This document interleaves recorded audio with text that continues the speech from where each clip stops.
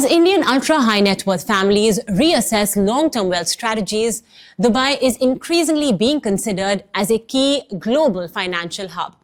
With policies like zero inheritance tax, 100% foreign ownership, and options for long-term residency, the city offers an integrated environment for managing both investments and personal needs within a single jurisdiction. Recent estimates suggest that over $1 trillion in intergenerational wealth could transition across the region by 2030. For Indian origin family offices and entrepreneurs, Dubai's appeal lies in its combination of regulatory clarity, residency pathways, and modern infrastructure, a combination that resonates amid ongoing global economic shifts. Now, beyond financial incentives, Dubai's emphasis on education, healthcare, safety, and quality of life is also drawing interest. For many, it represents more than a financial center. It's being viewed as a potential long-term base for families that are seeking stability, continuity, and global connectivity. To understand how Indian UHNIs are leveraging Dubai's opportunities, we speak with Rohit Nanani, the head of InCred Global Wealth in Dubai. InCred Global Wealth provides tailored investment, succession, and family office solutions for global Indian families. From cross-border portfolios and real estate to intergenerational planning and residency strategies, Rohit explains how InCred helps clients consolidate global wealth into a cohesive, future-ready strategy anchored in Dubai. Rohit, thank you so much for joining us. Rohit, Dubai is emerging as this new destination for wealth creation. Indians are setting up shop, family offices and what have you. Tell us what exactly has led to this shift and how is InCred Global Wealth trying to capitalize on this fast-growing segment? Sure. Very happy to be here. Thanks a lot. Yeah, of course, this has taken a lot of years for Dubai to achieve, and it just got triggered post-COVID. And the geopolitical issues around the world. People did travel to Dubai, but didn't understand what it takes to live in Dubai. And COVID initiated that. So through COVID, a lot of families moved, especially from Europe, from Far East, and also India, to explore Dubai as a destination where they could live for a few months while the COVID would play out. And then they realized that it is a place where they could relocate as a family and also manage their operations remotely. And then it was the vision of Dubai to make it the easiest place to live. First of all, to move. So it's a place which is very easy to get residency of. So you have certain aspects of that process which can give you a residency in a week. And then it is also the easiest place to set up a business. So it's a mix of a residency, setting up business, and also then is the lifestyle which Dubai offers, which is unparalleled. People hadn't explored it as a destination to live. It was always a place to come as a tourist, enjoy the lifestyle, but they really got to see what Dubai is when they stayed there for a few months and figured out that it's not only a tourist destination, it's a place which offers safety, security, it offers the ease of getting residency, ease of getting services, and also the access to things like education, things like destinations. So Dubai connects to 600 cities across airlines. So it's not only Emirates. A lot of people think Dubai is Emirates, but just 50 miles east or west of Dubai, you get Etihad, you get Fly Dubai, you get Air Arabia, which is a Sharjah airline. So you get a lot of connectivity. At the same time, it's right in the middle when it comes to time zones. So I used to be in Singapore. If you just compare Dubai with Singapore, right now it is 8 in the night in Singapore, whereas Dubai is open for business. And it's very close to Europe, so just 3 hours difference from Europe. And even when we compare with trading partners in US, they find much more easier to deal with their regional offices in Dubai than Far East. So Dubai has just emerged as a regional hub for a lot of multinational companies, for a lot of Indian firms who are expanding overseas. So when you talk about overseas direct investments from India, Dubai becomes an obvious choice.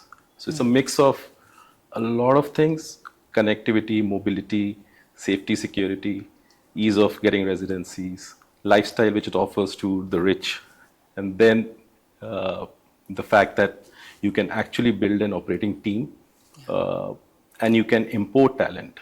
Unlike a lot of countries where there are a lot of restrictions in importing talent, Dubai is just open. And if you have a vision to expand outside, Dubai could be the regional headquarters. So that's what has driven Dubai into an obvious choice. And it's not that people don't do their checks and balances and due diligences in terms of the options available. It's just that Dubai stacks up far ahead than most of the places. And that's the feedback which we get from our clients. So as InCred, when we interact with the clients, the rich, because that's our target audience, we get to see the challenges which they face. So the challenges for rich are not choosing destinations, it's choosing the right destination. So it's a mix of those soft factors and the fact that it's closer to India, and we being an Indian firm is a right fit for them to deal with us. But we then have spent 5 years building a platform, building infrastructure for the right clients. So InCred established itself in 2020. Now we are a fully licensed, regulated firm out of DIFC, and we are, as we speak, expanding our presence. So a couple of months we acquired a DIFC business called Arrow Capital, and with that we get more feet on street, we get an expanded network of solution providers, and that's all available for our clients to access. You know, when it comes to Indian clients and your Indian investors, there's a lot of culture and small nuances that are associated, even in terms of how we approach risk. So at InCred Global Wealth, how are you sort of localizing your investment strategies, your advisory models in Dubai to cater to this very specific kind of audience that India provides? Let me take you through the fabric of Dubai. It's 85% expat, 15% local population. And these expats, when they talk about localization of products, they're actually talking about doing things which they understand, but they could be global products. So we do have expats, Indian NRIs from UK who are domiciled in Dubai. We have Indians from Africa who are domiciled in Dubai, Indians from India, Indians from Far East who are domiciled in Dubai now. And we have to cater to their understanding of what is a local localization of a product. So for Indians from UK, a local product is a UK product. It may not be Dubai, may not have to do anything with Dubai except Dubai real estate or few other asset classes.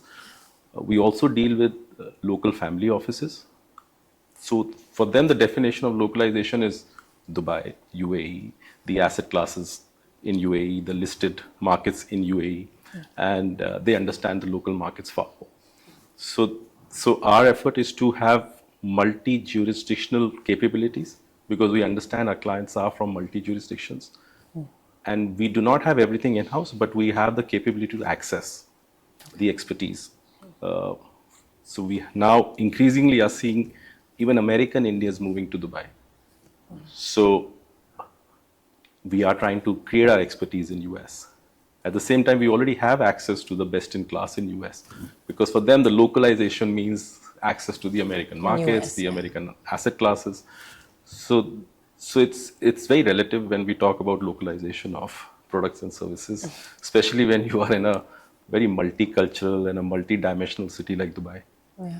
And also there's this saying that, when you cater to India, you're not catering to one country. There are many Indias in India as well. And to be in a hot pot like Dubai, where there are so many cultures merged in together, it's definitely, a challenge in that way. Not just individuals, but even a lot of family offices are being set up in Dubai for a variety of reasons, some of them which you elaborated. How are you all providing that support from an infrastructure standpoint, or from any advisory standpoint to these entities, or if you're helping them set up structures in Dubai, could you elaborate on that? Setting up a single family office is a process where the patriarchs have to decide whether it's a need or it's just a flavor of the month or a fad. So we call it a pyramid, where we say at the top of the pyramid, where you breach the thresholds of net worth, you need a single family office. Because your needs are so multidimensional that you need an in-house CIO who's able to allocate capital across asset classes, across geographies. But the CIO is the one who also understands the need, because he or she is the closest to the family who's setting up the family office. And we do not do that. What we do is we help the CIOs access and make it more efficient and cost effective for the CIO. So CIOs will use us to access some part of our platform, which may be in London or Singapore or Dubai or India for that matter, wherein they don't have to do that. So we complement those services for them, and they use us very selectively in choosing amongst our bouquet of services and cherry pick what would suit them the best. At the same time, we are geared to be a multi-family office. So what we provide is a very cost-effective platform for setting up a family office, because we are broadly doing the same thing. It's just that we are not as close to as a family as a CIO. Single family office CIO is. And I think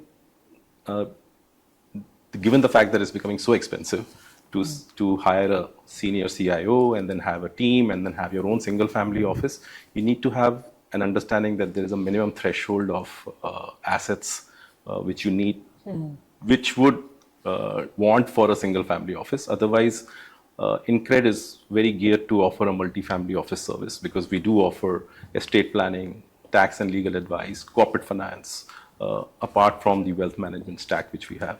How do real estate and startups as an investment strategy fit in here? I mean, is that something that you specialize in, and especially because it's Dubai, right? And like you mentioned, you've got a couple of years with your feet in that market. There are some nuances about that market, and even if it's not in-house, you'll do know where to source it from. So tell me, how does real estate and startup fit in here? Real estate will always be a very core piece of your asset allocation. So especially for Indian families, real estate, whether it's in India or whether it's outside India, would be at least 30-40% of their asset allocation. Startup is a very new asset class which Indians are looking at.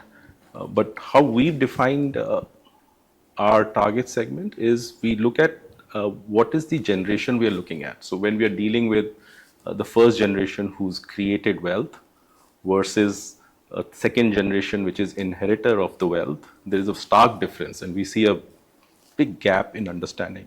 So the first generation entrepreneurs want to protect, want to be conservative, wants to have stable investment profile. Whereas the second generation or the third generation are very aggressive. They are very well aware of what's happening in the landscape of AI, high growth companies, cryptos, blockchain. And as an asset manager, we need to be aware of who are we dealing with, what are their aspirations. And that's where the customization comes in. But broadly, real estate will always be the core of some of the families. Dubai gives a very stable environment for real estate. And as we've seen, the Dubai real estate market is booming. They had the largest volume of transactions in 2024 in the history of Dubai, and that's just growing. And it's not because of the influx. It's not only because of the influx, it's just the luxury which it provides. It gives that experience, which very few cities are able to give. But broadly, we do have the capability to access across the range. So since we deal with high and ultra high, our range could be a $10 million apartment to a $20-30 million villa. So we are not real estate brokers. So we deal with the the top real estate firms in Dubai to give access to clients.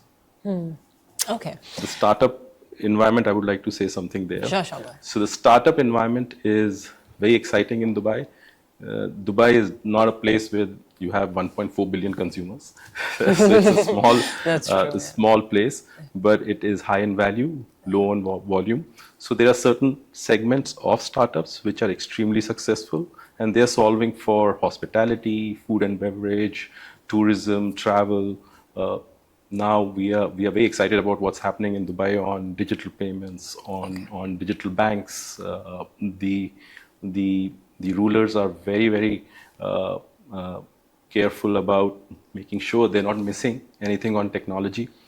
So a lot of investments, a lot of seminars, a lot of trade fairs happening on blockchain, AI, and anything to do with digital banking, digital financial services. So probably some opportunities in that space, especially in fintech, really. Yes. When we talk about investing in Dubai, the idea of it sounds great, the notion of it. But when you get down to it, and when you're actually putting pen to paper to work out a blueprint, then suddenly you talk about the regulatory challenges and the logistical challenges. Yeah. So let's, get down to those nuts and bolts. What kind of challenges really do exist, and how do you work towards simplifying them? So when you have to look at solving for any of these challenges, you have to figure out a few things. Who are you dealing with? Who's the person advising you? Why is he advising something? And from where is he advising? So the most important thing is that, are you dealing with a regulated body? And that protects you. Then people who are advising you, do they have that pedigree? Do they have that experience of advising you for the things which you need? And why do you need that advice is also a very important thing to understand. So Dubai offers that. Within DIFC, it's a very strong regulatory framework, and all of us who operate in that regulatory framework understand the minimum expectations and benchmarks which are protecting clients. Okay. And we have built those to make sure that we offer best in class, we offer high degree of protection, and we offer extremely transparent products and services. Let's look into the crystal ball for a little while. Over the next 5 to 10 years, how do you see this entire India-Dubai wealth corridor evolve and grow? It's a very important question, because we are spending a lot of capital, we are spending a lot of energy in setting up and expanding in Dubai. Of course, we have a vision, a 5-year vision, and that vision is not our vision. That's a vision which is dependent on 3 factors. One of the factors is that there is a people-to-people contact, and this people-to-people contact is not new, it is generational. Middle East and India have a very strong tie, and that's a historical tie, and it goes beyond trade. So it is government to government, it is regulator to regulator. So under Prime Minister Modi, India-UAE relationships are the best as compared to what they've been in the past. India is today the 3rd largest trading partner. Okay. UAE is the 3rd largest trading partner for India. And that relationship is only growing because it's dependent on mutual trust, but it's also dependent on very core aspects of what India needs when it comes to energy, when it comes to transportation, when it comes to infrastructure, when it comes to technology, it comes to defense. So there are cross dependencies which one has to look into. So it's not, it's very deep. It goes much beyond just Indians moving to Dubai to enjoy a lifestyle. So there is a lot of people-to-people contact. 40% of Dubai population is Indians. So the Indian culture, the Indian food, Indian films, Indian cultural presence there is in the fabric of the society, Dubai. Yeah. So that just propels so much interaction between this, UAE and Dubai corridor, UAE and India corridor. And then it comes down to the regulatory partnerships. So DFSA, SEBI, RBI are very closely entwined in terms of building this even further.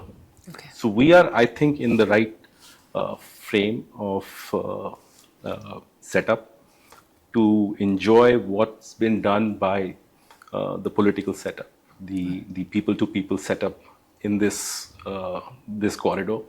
And in 5 years, I'm very confident this will only grow. And given the geopolitical sensitivities in the region, UAE and India are very strong partners to fulfill that in the future. So for next 5 years, we're very, very confident that we're in the right place and we are doing the right things and meeting client expectations.